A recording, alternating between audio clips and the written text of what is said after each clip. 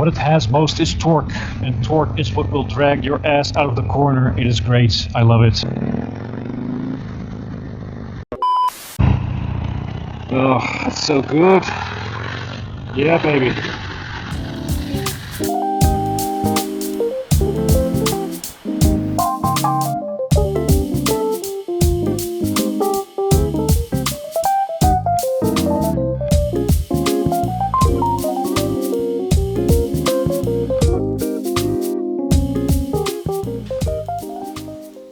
Hello and welcome.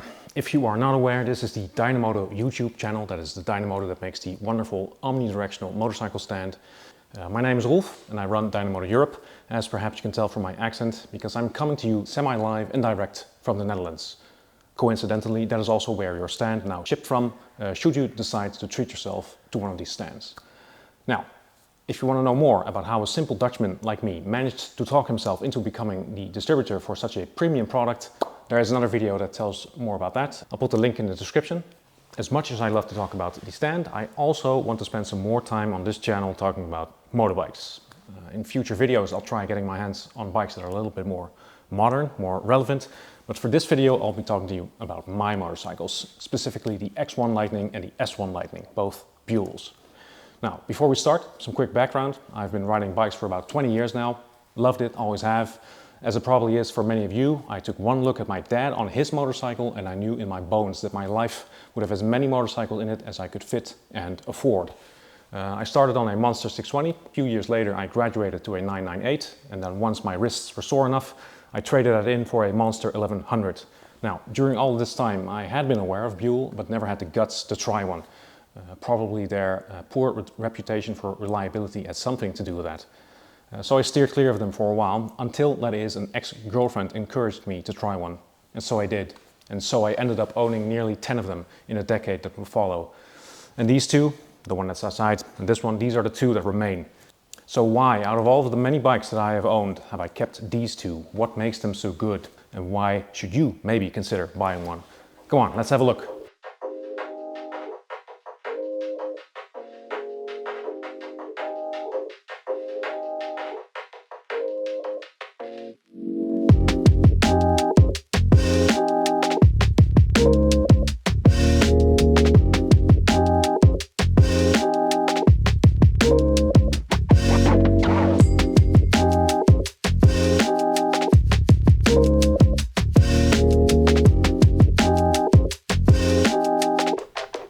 Starting with the X1 Lightning. This is a 1999 model. It is the successor to the S1 you see behind there. I bought this bike in 2013 after having tried a Firebolt on a test ride. And that one had been out in the rain. It wasn't as nice as this one, so I didn't end up going for the Firebolt, but it was a close thing because it was a really great bike. But instead I went with this X1. And when I bought it, it had about 38,000 kilometers on the clock, or 35, something like that. The only bad thing was that after I bought it, I discovered that the base gaskets, I don't know if you can see, that's the gaskets that connect the cylinders to the crankcases, the bottom part of the engine, those were leaking. Now, it turned out that that meant new cylinders and pistons, so we tore down the entire bike, or well, not the entire bike, but the engine ourselves to install these, to save some money. Learned a lot along the way. In addition, we changed the oil pump drive gear, that's down here, after it had disintegrated when I was on my way home. This really wasn't the fault of the bike. We had changed the oil pump drive gear out as a preventative measure, but we got a cheap knockoff part instead of a genuine one, and it disintegrated after 1,000 kilometers. So that was oil light on, engine off, and walking home. I think it was 5 miles at that point. That was a bonding experience with the X1. But you know, I love it still. It's a great bike. It also follows Eric Buell's low center of gravity design philosophy, which is why it's very uncommon to see this on a motorcycle, but the suspension is mounted underneath the engine along with the exhaust, which I will show in a bit. But this suspension functions by extending instead of compressing, which is cool. It also has the single disc up front, which on a relatively beefy bike like this you'd expect twin discs, but the idea here is to reduce the unsprung weight by having a single disc with a big 6-piston caliper. It works just fine. The oil cooler, I added that. That's an aftermarket piece that is not on air-cooled Buell's standard. It is on the XB models, but not on the tube frames. And especially with the 1250cc kit that's on here with the slightly higher compression, the advice was to also use an oil cooler. Yeah, and I think this is still the original drive belt. These get a bad rap for braking when you least expect it. But that's a lot of the time that's due to like tightened incorrectly, like over tightening them. That's the problem. This one I think is still the original belt, and this bike is done, I'd say 50,000 kilometers, so that's pretty incredible. It's not the stock seat either. This is a Corbin seat. But other than that, not much went wrong on this bike. It's been pretty reliable. I've taken it to Germany, taken it to Belgium. It's done a ton of miles in France. Now, admittedly, I didn't ride it down to France. It was on a trailer, but many hard kilometers there down in France near Ventoux. Great experience on a bike like this because it's very maneuverable, very easy to throw into a corner and come out successfully on the other end. With lots and lots of torque to drag you out of that corner. Yeah, Rhino exhaust also mounted underneath the engine.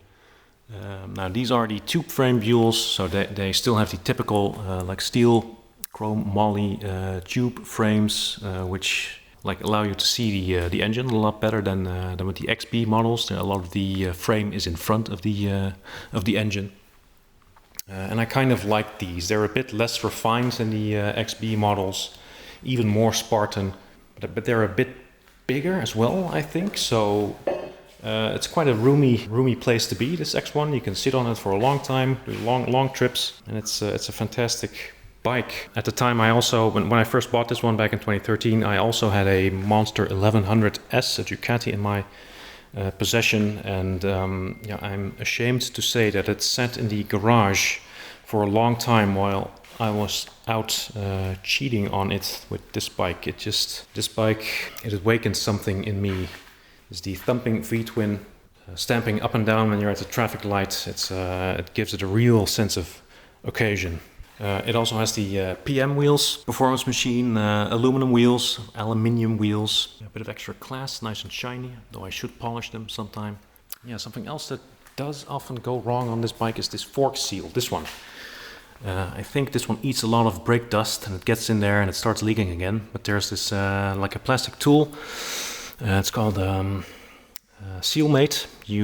You take down the dust cap, jam the Sealmate in there, twist it around, grab whatever dirt is in there, pump the shock a few times, and then it seems to clear itself up. But I suppose that at some point I am going to be due for another seal change or fork rebuild, which I'm not looking forward to. But yeah, that's the X1 1999, 1250 cc's this one. I think around 100 horsepower with the new fuel map. Open air filter, pretty unrestricted exhaust. Yeah, one of the best bikes, one of the most fun bikes I have ever ridden, and I think it was this bike that started the obsession. And after this, how many bikes did we have together with my dad? Like 15 Buells, maybe not all at once. We bought them and we fixed them up and then we sold them just to try them all, I think. But yeah, there have been a lot of Buells, and they have been instrumental in making me a bit less useless with tools and maintenance. So I'm thankful for both my dad and the Buells for that. Which brings me to the S1 Lightning, and the S1 is the predecessor. It is the original Buell. It's their first production bike, but still there were only 1,000 of these made, I think. And when you consider the fact that a lot of these were the engines were taken out of them to build Harley Davidson customs with a faster engine, a lot of them were probably crashed, stolen, mistreated somehow and scrapped. So I am not sure how many S1s there are even left in the world, but this one is mine. And it was pretty much a barn find. We barn find. We found it in an actual barn. It was covered in dust and even bits of hay, as you would expect with a barn find. But it was in a sorry state. So that meant we went through pretty much everything on this bike. And I do mean everything. I think the only thing we didn't do is the crankcase was the crank bearings, the big end bearings, and the gearbox were all were okay. So we left those alone. We didn't split the cases, but every other bit has been apart and done in some way or other. So starting at the back, this speedometer works with a physically driven gear that was replaced. The forks were entirely rebuilt with new seals. This exhaust is new, didn't fit originally. This had to be cut, rebent, and welded at the correct angle. This is of course a new mounting bracket for the exhaust. Foot pegs are new. There is a nice, that's a bit dark, there's a black ceramic coating on the exhaust headers that was of course added by me. This mounting bracket for the engine is new. This air filter was a new old stock I found on eBay. It of course also has the improved oil pump drive gear. It has the aluminium swing arm from the X1 and later M2 models to give it more stability on the high-speed corners. It was a bit wobbly before. All of these brackets that hold the battery, the brackets for the headlight, all that was powder coated as well. It has a new rear fender or mudguard. The belt is new. All the bearings and the wheels are new. The isolators that mount the swing arm to the frame and the engine, I think, is in there as well. Yeah, those are of course new. The seat is reupholstered. We flushed the entire oil reservoir and resealed it. Cylinders and pistons were shot when we removed those, so we changed those out for Hammer performance items as well, 1250 cc's. Stickers on the tank, new, but started bubbling immediately because it is a Buell. Thankfully the tank itself doesn't do it. Mirrors new, grips new. What else? The heads were cleaned, the valves reseated. There is a Mikuni flat slide carb in there that changes the old CV item. Rear suspension is an AST item that came off a M2 Cyclone I had previously. New tires, new front disc brake, rebuilt caliper, rebuilt everything. This bike was a lot of work. But Paul Lewis, our CEO and former motorcycle Grand Prix racer, he had a go on it, and he really enjoyed it, really liked it, said it was well sorted, which I consider, coming from him, a fairly high compliment. But yeah, these bikes, is there any difference between them? Well, this one is fuel injected, so it is to some degree belonging to the modern era, although I believe it is fuel injection that originally came from a lawnmower. That one, as I've shown, still has a carburetor, and the fueling on this one is much nicer, more civilized, less on-off, less jittery. Is really well behaved, which is kind of, I don't know, maybe that's normal for carburetor, that it feels a bit more organic than fuel injection. The seating position is different on this one. This one is a bit more forward. You're a bit stretched out on this bike. Another important difference is the front fork. This is a WP item. That was a Dutch manufacturer, and this one on the X1 is a Showa front fork. And I think the Showa front fork is much better, and even the traditional telescopic non-upside down fork on the M2 is better than what is on this S1 Lightning. So I think that people who are very serious about their riding do change out the front fork for something a bit more capable. But still, I don't plan to go crazy on this bike. I want to keep it in one piece. I do not go looking for the edge of grip. This one I will definitely never let go. So yeah, now you know the story of these bikes. Grote stappen snel thuis, zeggen we in het Nederlands, which means big steps will get you home quicker, and big steps is what these cavernous combustion chambers will give you. So yeah, it's all torque. It pulls from a standstill, And the handling on these still, they're razor sharp, very good, very confidence inspiring. Especially on a set of Bridgestone tires, some S22s, S23s, you will have your mind blown when you take one of these to a proper mountain pass or a twisty canyon road. It is, there is not a better thing in life, if you ask me. So sadly, in the Netherlands, we do not have canyon roads, we do not have mountain passes, but I will take you for a ride nonetheless, and we will see what they are like. Now, during this ride, I'm going to give you 5 reasons why this is one of the best bikes in the world and why you should get one. And I'm going to give you the 1 reason why I'm selling one of mine. Now, there's actually 6 reasons, and the 6th I'm going to show you right now, but it doesn't really count. Let me see. Check this out, what happens when I start it.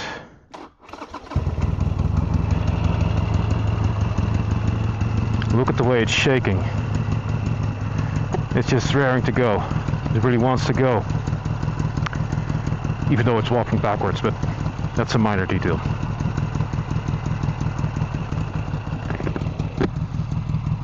Alright, let's go. Alright, so choke's on, fuel's on.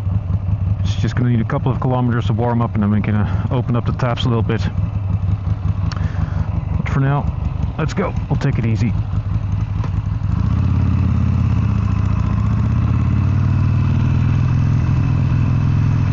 So we finally got the sound sorted on these videos. It is up to an acceptable level, I think. There will still be some wind noise, but nothing that can be done about that. Huge thank you to Dennis from Droommotor, who suggested a DJI mic.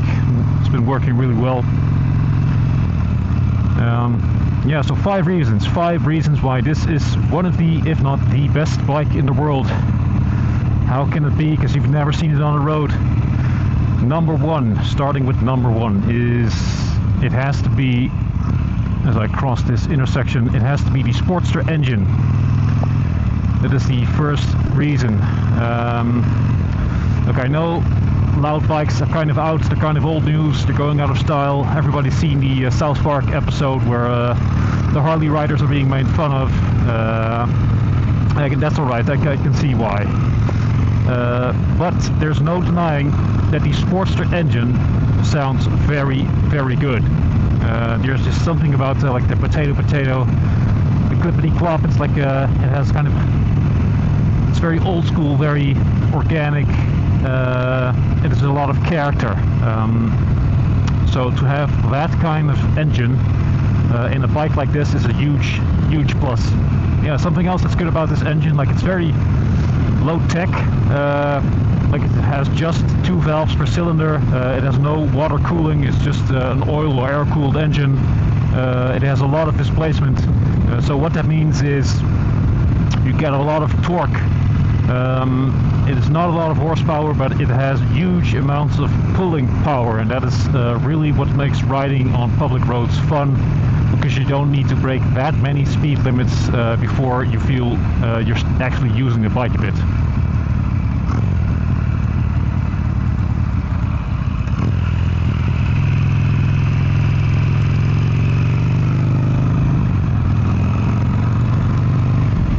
And this engine was developed well before any Euro 1, 2, 3, 4, 5 laws were ever in effect. It is something that you simply cannot buy anymore. It offers an experience that is pretty unique. Now the second reason, yeah, we can call it either the handling or we can call it Eric Buell. Because Eric Buell was a racer at heart. He built his own bikes, built his own frames, I think, and he raced at the Battle of the Twins and a few other events before, I think. He was noticed by Harley Davidson, and thus a partnership was formed. So Eric Buell, being a racer at heart, means that all of the bikes he developed were developed with a very solid design philosophy, concentrated on low weight, excellent handling, and just a bike that could perform in the areas where he felt it mattered most, and which is like, does it handle well and does it inspire confidence. And I think with the way that he came at designing these bikes, with the exhaust and the suspension mounted underneath the engine to keep the center of gravity low, with the trick suspension bits that came standard on the bikes, the upside down fork, the single disc with the huge piston to keep the unstrung weight low. All of it contributes to a bike with pretty razor sharp, nearly telepathic handling, I would say. So yeah, just a 5-speed gearbox. No, it doesn't have more than 100 horsepower, but put me on this bike on a curvy canyon road and I'll bet you I'll be able to keep up with nearly everything, I think. Let me see.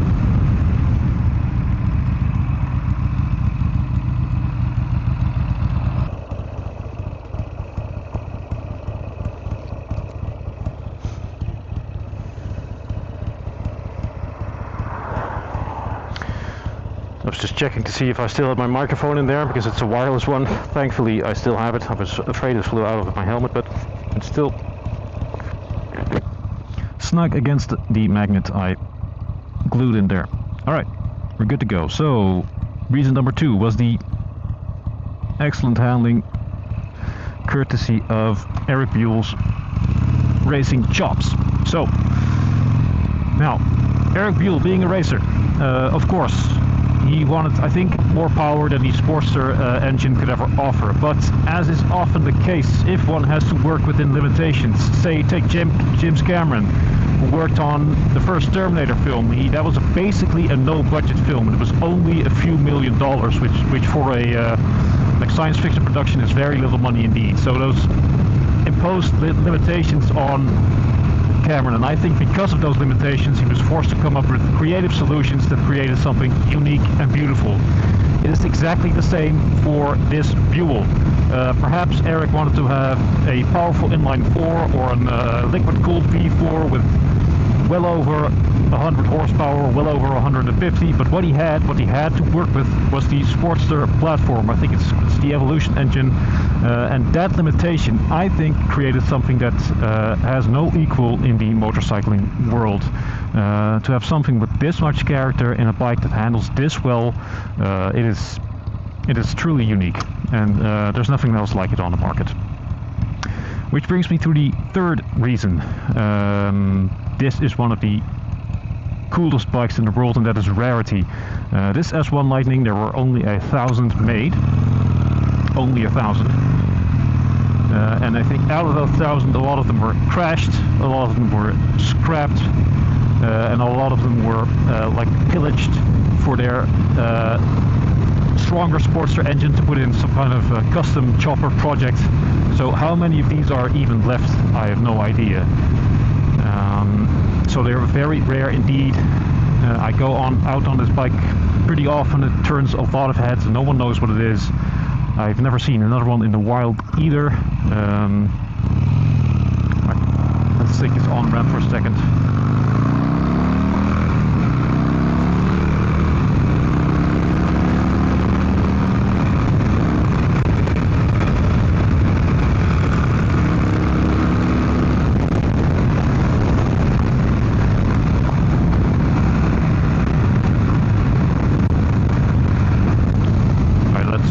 Down a bit, maybe you can hear me.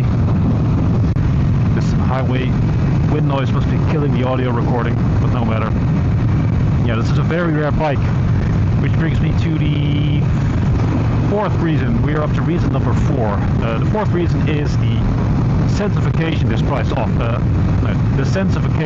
offers. All these things together, like the rarity, the handling, the unique engine, the way it's jumping up and down when you first start it, the sound when it reverberates off the tunnel walls if you blast through it.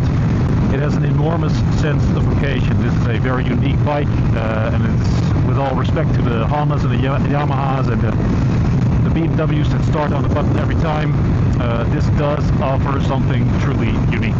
So it's a sense of occasion each time you ride it, and it's not just for show, it actually goes as well, and it goes very well.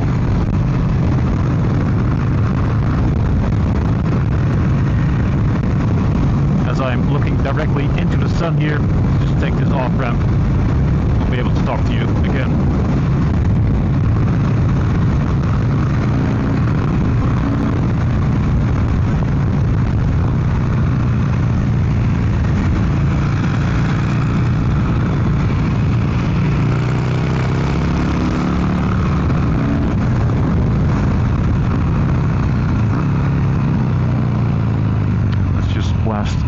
Underneath this tunnel will be fun, or viaduct.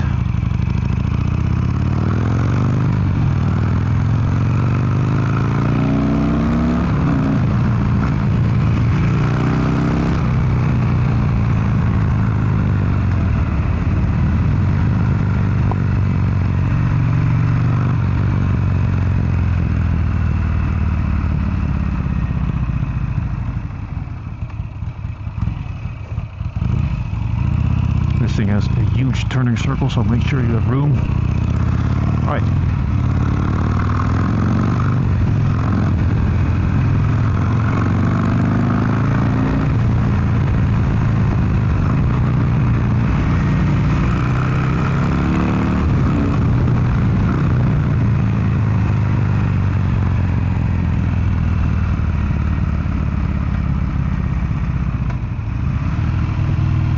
Last reason number 5, ladies and gentlemen, why you should probably buy one of these bikes right now. That's the price. Despite the rarity, despite how awesome this bike is, you can get an S1 Lightning for as low as 5,000 euros. Now, if you ask me, for such an important piece of motorcycling history, something that has no equal on today's road or in today's motorcycle manufacturer, something that is designed by Eric Buell, something that looks this good for just 5,000. And if you're lucky enough to be in the United States, these are going for even less, because the Americans, of all people, the Americans who should know how rare and how desirable and how collectible these things really are, they do not value them appropriately. You can get it like a mint S2 Thunderbolt for under 5. It is craziness, it is insanity. Ladies and gentlemen, go out, get yourself one of these right now.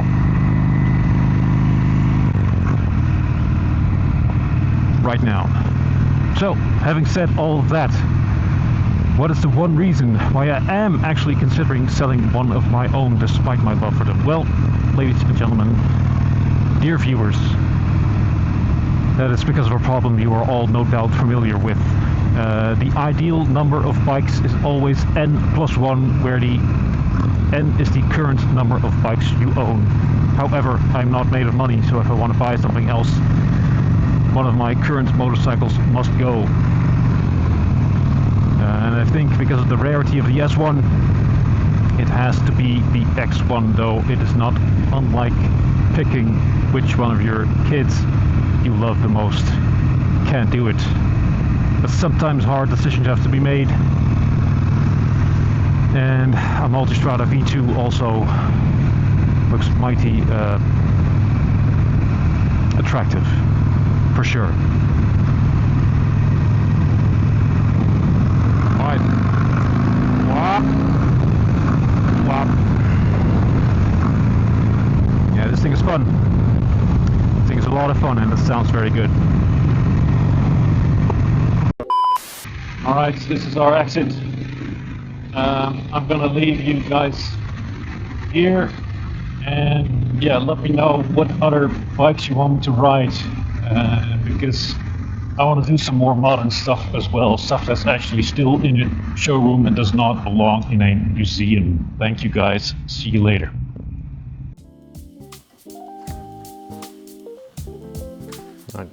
You think they're good like this? I think so. Alright, that's it for this video. I hope you guys had fun checking out these old bikes with me. Have no fear, I'm going to do some more modern stuff in the coming weeks as well. I plan to get my hands on a Multistrada V2, maybe a Hypermotor 698, maybe an R1300. Yeah, and if you guys have something you want to see, just let me know in the comments, and I'll see if I can get my hands on it into a video. See what it's like to ride, see whether it goes up on the stands or not. But for now, this is it. I'm glad you took the time to watch. See you guys later. Thanks.